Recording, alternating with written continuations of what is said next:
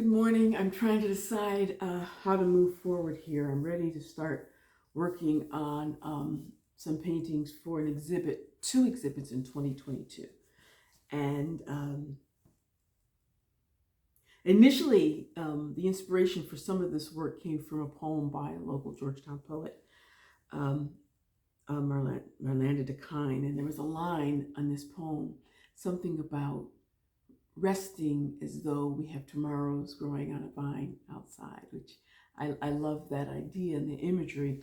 And then I began to think of tomorrows and gardening and seeds. And I was at a gardening class. It was the first time I've been in a group of people since the pandemic has started. And it was actually outdoors in a garden, and we were still socially distanced and masked. But the class teacher, Tim Chapman, who's just an amazing master gardener, a Gullah Geechee, a gardener here in Georgetown, he said, all a seed wants to do is make more seeds. A seed just wants to go from seed to seed, and like the vining and the leafing and the flowering and the fruit. We think that's the point, but the seed's point is another seed. There's more seeds, and I just love the idea of that, just all these tomorrows in a seed.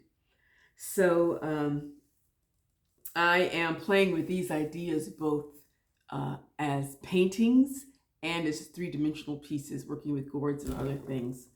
So there's a lot of work between now and the first show would be in February or March of 2022.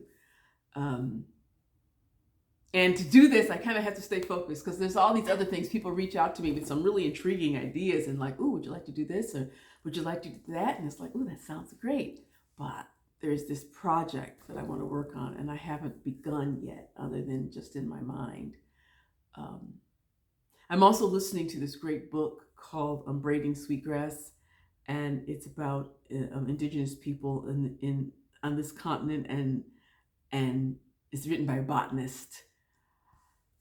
So it's also, we're thinking of seeds and the interrelationship between all the living things here on this earth, which is a living thing. And so there's lots of ideas.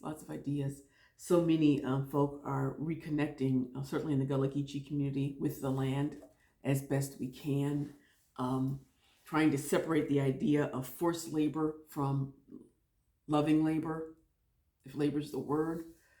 And I'm playing with those ideas as well. So all of that's going into what's becoming, ultimately, it will be an art exhibit.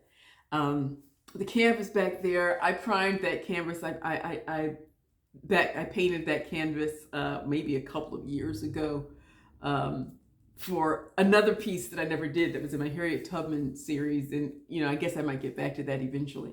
But it seems like it might be the first canvas I do in this particular project. And I'm looking at a photo I'd taken of this, oh my God, amazing woman with the best bone structure and skin that's like, I don't even know how to tell you, like carved mahogany or teak, who I first saw at a funeral.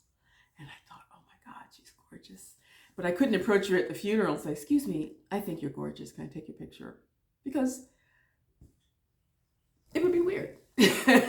So I approached her later, and another time I saw her and asked if I could take some photos. And then probably a year or so after that, I got back to Beaufort where I saw her and took several photos and have been sitting with them for a while.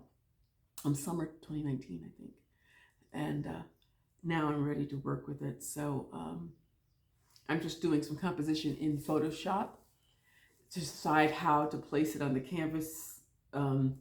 And I generally do that in Photoshop. And then I use my trusty,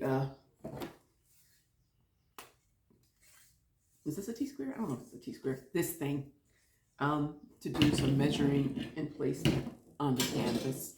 And so that's where I am today. And I just thought I would share it with you. So this is a current piece. I'm going to just go ahead and upload it to Patreon today.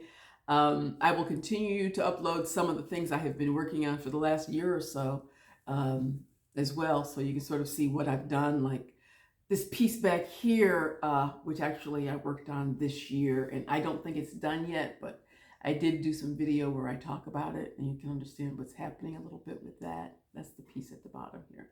I've talked about that one quite a bit. So, okay, that's it for now. I'm just trying to take a photo that I took, which is a very oblong photo, and she's got these amazing hands, and so I'm trying to decide how I'm going to work with it.